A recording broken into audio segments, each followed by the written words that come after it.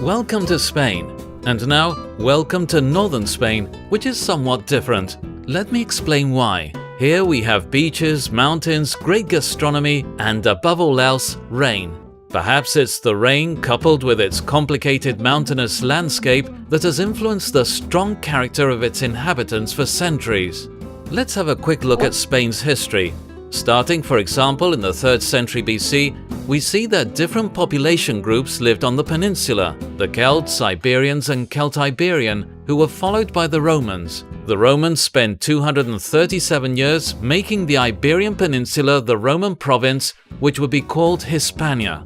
Of all those years of conquest, they spent the last 200 years fighting against the inhabitants in the north. Later, after the fall of the Roman Empire, the Visigoths arrived crossing over the Pyrenees. As the centuries went by, they would eventually conquer the entire peninsula, but would find it difficult, like those before them, to annex the northern territories. Once again, all would change with the spread of Islam. They expanded across the entire peninsula, but they too came up against the courageous northerners, who did not bow down to the conquerors, but rather began to recapture territory, starting in Asturias under the command of the legendary Don Pelayo. From then on, the Reyes Católicos gradually unified the peninsula's different kingdoms, creating what we know today as Spain.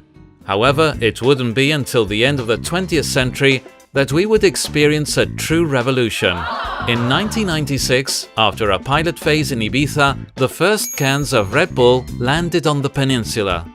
As of that moment, growth has been exponential, but perhaps unsurprisingly, it's proved somewhat more difficult to capture northern hearts. However, after conquering them, the north is now one of the most solid strongholds in Spain. The battle was worth it. Now to talk of the north is to talk of Red Bull.